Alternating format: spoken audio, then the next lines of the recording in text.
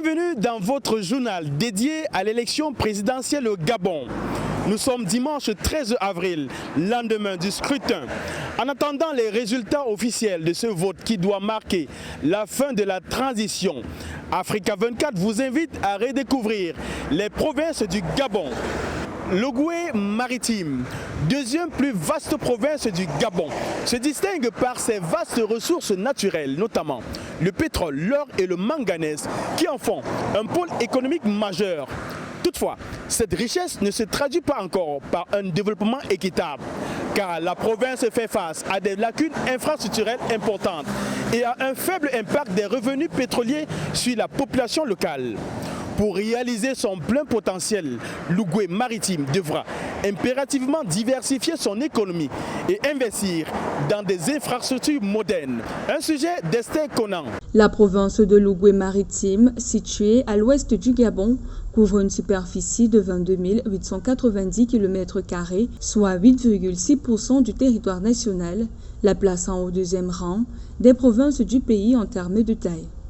Réputée pour ses richesses naturelles, elle abrite des ressources stratégiques telles que le pétrole, l'or et le manganèse. Port-Gentil, la capitale économique de la province, est un centre névralgique du commerce et du secteur pétrolier qui génère près de 40% du PIB national, consolidant ainsi le rôle primordial de la région dans l'économie gabonaise.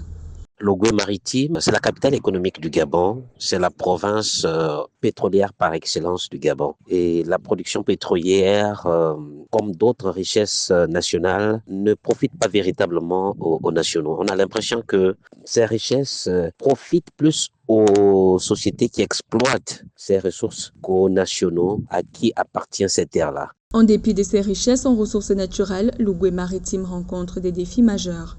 Le pétrole ne bénéficie pas pleinement à la population locale et l'industrie peine à se diversifier. Les infrastructures, notamment dans l'éducation et la santé, restent insuffisantes face à la croissance démographique et économique de Port-Gentil. Bien dommage, les populations se plaignent du sous-développement dans lequel ils baignent actuellement. Quand vous regardez Port-Gentil, ça ne ressemble pratiquement à pas grand-chose. C'est comme partout ailleurs dans d'autres villes minières comme Mwanda, Monana et bien d'autres villes du Gabon qui tirent, je pourrais le dire et je pèse bien mes mots, les populations tirent le diable par la queue parce qu'il faut aller voir. Et ces richesses, on peut le dire, sans risque de se tromper, qu'elles ne profitent qu'aux autorités politico-administratives de notre pays. Logoué-Maritime possède un fort potentiel économique grâce à ses ressources naturelles, son tourisme et son agriculture. Toutefois, des défis majeurs comme le manque d'infrastructures, le faible investissement diversifié et le chômage élevé freinent son développement. La diversification économique et l'amélioration des infrastructures sont cruciales pour son avenir. Avec une population d'environ 2,4 millions d'habitants, le Gabon est un pays d'Afrique centrale traversé par l'Équateur. Il se compose de 9 provinces, dont l'estuaire, qui est un atout pour l'économie du pays.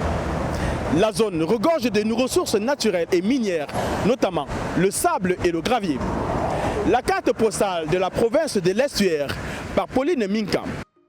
Avec pour chef-lieu à Kanda, la province de l'estuaire au Gabon est limitée au nord par la Guinée équatoriale et au nord-est par le Wollontem. Elle occupe une superficie de 20 740 km² et se présente comme le berceau de l'histoire du Gabon. Riche en faune et à flore, la région de l'estuaire dont le blason est représenté par un triangle azur revêt une grande importance économique comme source de nutrition et zone de reproduction pour les poissons et les crustacés. Et chaque armoirie, je prendrai le cas de la province d'Estuaire, vous avez vu, elle est arborée, n'est-ce pas, de l'océan Atlantique, n'est-ce pas, qui baigne d'autres belles provinces politiques.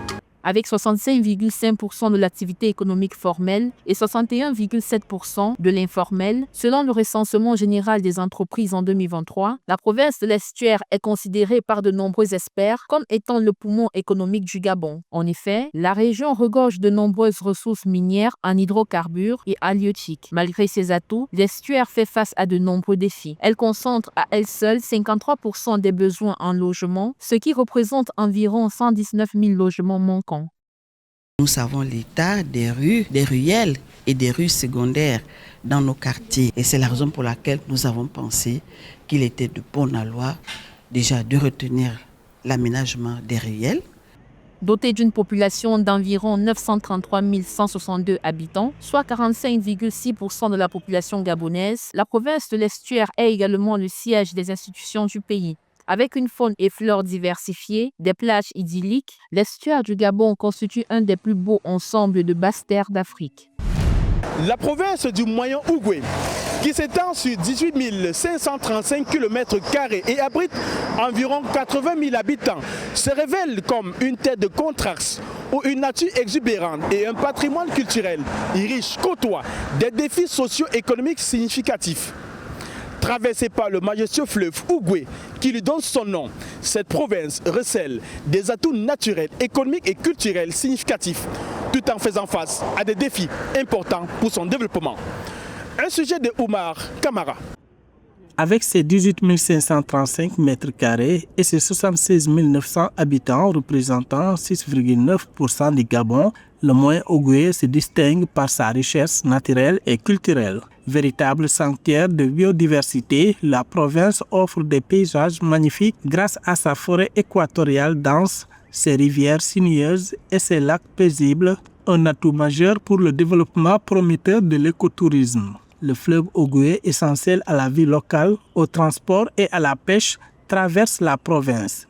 L'histoire et la culture sont également pliées du Moyen-Ogooué avec sa capitale, Lambaréné, célèbre pour la richesse de son patrimoine immatériel issu de la diversité de ses ethnies et de l'hôpital Albert Schweitzer. Le Moyen-Ogooué est la troisième province située au centre du Gabon, où traverse l'équateur. C'est le G3. Et le G3 est divisé en deux départements. Le premier, la Banga-Bigné, dont la capitale est Ndjolé. Le deuxième département est celui de l'Ogooué et les lacs, dont la capitale est Lambaréné, capitale provinciale communément appelée la ville du Grand Blanc, Albert Schweitzer pour ne pas le citer. L'identité visuelle du Moyen-Ogooué se reflète dans son emblème, divisé en 3 sections distinctes. L'une évoque la richesse de sa forêt, une autre symbolise le fleuve Ogooué par une ligne bleue ondulante et la dernière représente les 3 principaux lacs de la région à travers 3 cercles bleus. Situé à la croisée des principaux itinéraires routiers et fluviaux menant aux 8 autres provinces du pays, le Moyen-Ogooué, qui était autrefois en plein essor et l'est toujours aujourd'hui, est destiné à un grand développement.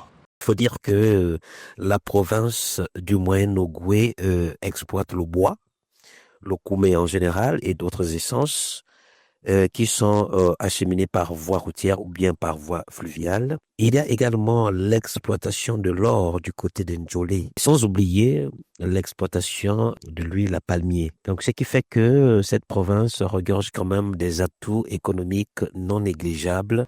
Le Moyen-Ogooué est cependant confronté à des défis importants qui freinent son développement. L'état des infrastructures, en particulier le réseau routier souvent dégradé et peu développé, entrave la circulation des biens et des personnes, limitant l'accès au marché et aux services de base.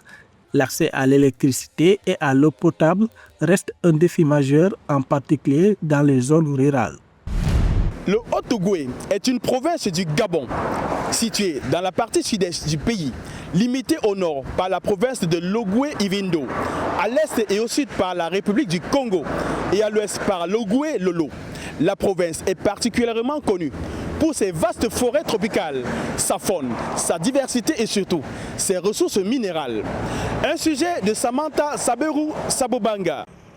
Situé au sud-est du Gabon, le Haut-Ogooué est une des 9 provinces du pays. Son chef-lieu est Franceville, cette province qui abritait 250 000 habitants selon le recensement de 2013, est une région clé du Gabon particulièrement connue pour ses vastes forêts tropicales, sa faune diversifiée et par ses ressources minières. Avec une superficie d'environ 36 550 km², elle couvre 13,6% de la superficie totale de ce pays d'Afrique centrale. Il faut noter au passage que le Haut-Ogooué exploite non seulement le manganèse, mais exploite aussi l'uranium entre-temps dans la ville de Monana. Donc Mwanda, le manganèse, Monana, l'uranium. Et aujourd'hui, avec avec l'arrivée de la nouvelle société Reminax, qui est une filiale de l'opérateur australien Genmin, qui a signé le contrat tout dernièrement avec le ministre des Mines, donne un élan d'espoir aux populations altogovéennes.